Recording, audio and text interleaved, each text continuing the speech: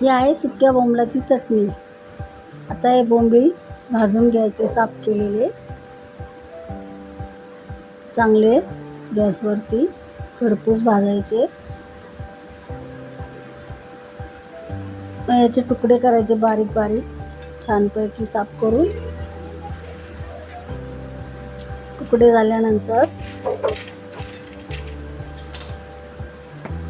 याच्यामध्ये कुटून घ्यायचे खलबत्त्यात.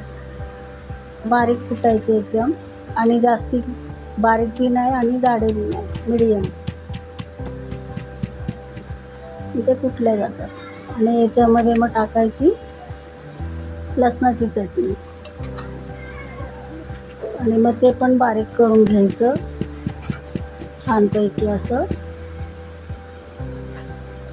मिक्स करायचं. ती चटणी त्याला चांगली मिसळून जाते.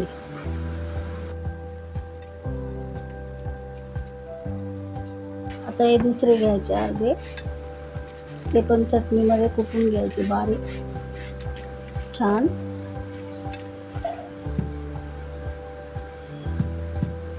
त्याचा आणि चटणीचा एकजीव झाला पाहिजे. मिश्रण एकत्र छान झालं, चटणीला चव येते.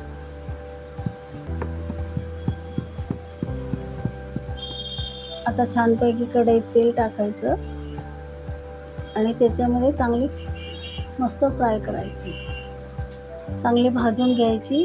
आणि मग झाली चटणी तयार. मला लाईक करा, सबस्क्राईब करा. थँक्यू, धन्यवाद.